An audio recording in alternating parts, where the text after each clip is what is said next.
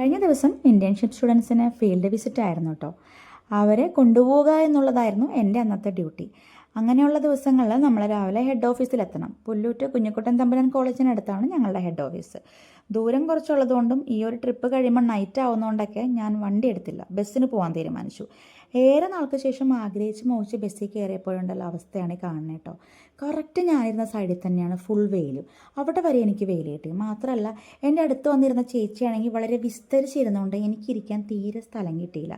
അവിടെ വരെ ആകെ തിങ്ങിക്കൂടിയാണ് ഞാൻ ഇരുന്ന് പോയത് കേട്ടോ. അങ്ങനെ അവിടെ എത്തി ഇറങ്ങി ഞാൻ അങ്ങനെ ഓഫീസിലേക്ക് നടന്നു പോവാണ്.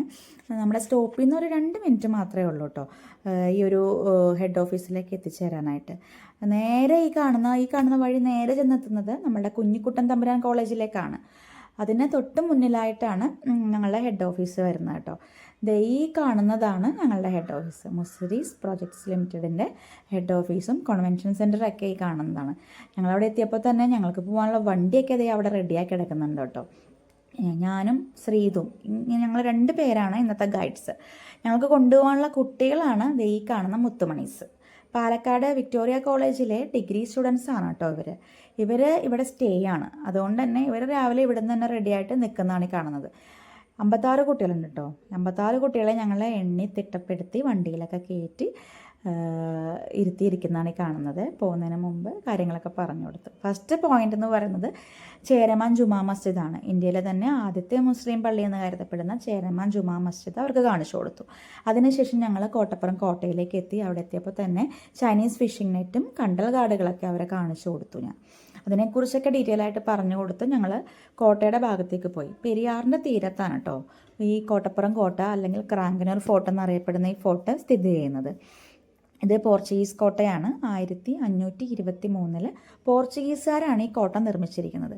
അതിനുശേഷം ഡച്ചുകാർ ഈ കോട്ട ആക്രമിച്ച് കീഴ്പ്പെടുത്തുകയുണ്ടായി. ഡച്ചുകാരുടെ ആക്രമണത്തോടു കൂടി കോട്ടയുടെ ഭാഗങ്ങളൊക്കെ പൊളിഞ്ഞു പോയി. ഇപ്പോൾ നിലവിൽ ഇത് സ്റ്റേറ്റ് ആർക്കിയോളജി ഡിപ്പാർട്ട്മെൻറ്റിൻ്റെ കീഴിലാണ് വരുന്നത് കേട്ടോ. എങ്കിലും മെയിൻ്റനൻസും ബ്യൂട്ടിഫിക്കേഷൻസൊക്കെ നടത്തുന്നത് മുസിരീസ് പ്രൊജക്ട്സ് ലിമിറ്റഡ് ആണ്. കോട്ട എന്ന് പറയാൻ ഒന്നും തന്നെ ഇപ്പോൾ ഇവിടെ ഇല്ല. കോട്ടയുടെ റിമൈനിങ്സ് മാത്രമേ നമുക്കിവിടെ ഉള്ളൂ. കോട്ടയുടെ കുറച്ച് ഭാഗങ്ങൾ മാത്രം. അത് ഞാൻ ഈ കുട്ടികൾക്ക് പരിചയപ്പെടുത്തി കൊടുക്കുകയും അതിനെക്കുറിച്ച് കൂടുതലായിട്ട് എക്സ്പ്ലെയിൻ ചെയ്ത് കൊടുക്കുകയാണ് ഈ ചെയ്യുന്നത്.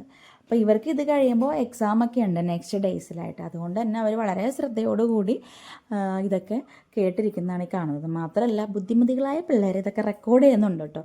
കാരണം അവർക്ക് അവിടെ പോയിരുന്നിട്ട് ഇതൊക്കെ കേൾക്കാമല്ലോ, വിശദമായിട്ട് സമാധാനമായിട്ട് ഇത് കേട്ട് പഠിക്കാമല്ലോ. അതുകൊണ്ട് തന്നെ ഗൈഡിങ് ഒക്കെ കഴിഞ്ഞതിന് ശേഷം ഞാൻ ഇതൊക്കെ നടന്ന് കണ്ടോളൂ, പാനൽ ബോർഡ്സൊക്കെ ഫോട്ടോ എടുത്തോളൂ എന്ന് പറഞ്ഞിട്ട് വിട്ടു. അങ്ങനെ കുട്ടികളൊക്കെ അതൊക്കെ നടന്ന് കാണാനും ഒക്കെ ആയിട്ട് ഇങ്ങനെ പല സൈഡിലോട്ട് പോയി. എല്ലാവരും ഈ കൂട്ടം കൂടി നിൽക്കുന്നുണ്ടോ? ആ ചെന്ന് നോക്കി നിൽക്കുന്നത് ഒരു സ്കെൽറ്റൻ ആണ് കേട്ടോ. ഇതൊരു പോർച്ചുഗീസ് സ്കെൽറ്റൻ ആണ്. അതാണ് എല്ലാവരും വളരെ ആകാംക്ഷയോട് കൂടി നോക്കി നിൽക്കുന്നത് കേട്ടോ.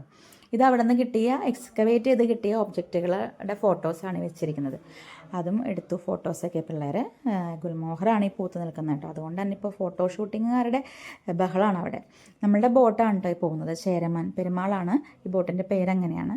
നമുക്ക് ബോട്ട് സർവീസൊക്കെ ഉണ്ട് കേട്ടോ. പെരിയാറിലൂടെയുള്ള 1 ഡേ ട്രിപ്പാണ്. ഇതൊരു പാക്കേജാണ്. ഇതൊരു ലെങ്ത് വീഡിയോ ആയതുകൊണ്ട് തന്നെ ഈ ഒരു ട്രിപ്പിൻ്റെ ഫുൾ ഡീറ്റെയിൽസ് എനിക്ക് ഒറ്റ വീഡിയോയിൽ ആഡ് ചെയ്യാൻ പറ്റില്ല. ബാക്കി വിശേഷങ്ങൾ നെക്സ്റ്റ് വീഡിയോയിൽ.